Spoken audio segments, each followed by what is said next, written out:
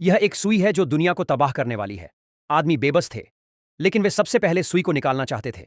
यही हरकत उन्हें सुई की असली डरावनी ताकत का एहसास कराती है। कार अचानक से बैठ गई। कार पूरी तरह से नष्ट हो गई और जमीन पर ढेर बन गई। उन्हें अचानक याद आया कि सुई अब कहां है। फिर आदमी ने सुई को वहां से निकाल लिया।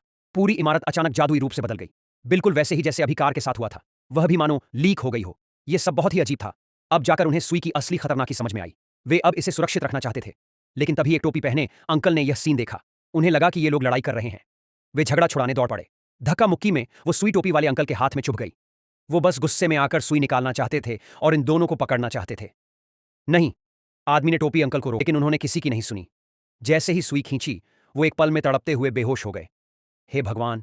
ये देखकर दोनों समझ गए कि अब सुई को खत्म करना ही होगा। लेकिन जैसे ही उन्होंने सुई उठाई, एक बस आ गई और एक पल में बस से भी हवा निकल गई।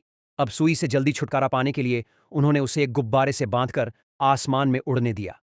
उन्हें लगा कि अब इस खतरे से छुटकारा मिल गया, लेकिन अगले ही पल गुब्बारा फट गया और सुई सीधे जमीन में जा घुसी। इसी समय टोपी अंकल अचानक खुद ही उठ खड़े हुए। फिर आदमी ने जल्दी से जमीन से सुई निकाल ली, लेकिन अगले ही सेकंड उन्होंने एक जोरदार लीक की आवाज सुनी। पूरी दुनिया जैसे हवा छोड़ रही हो।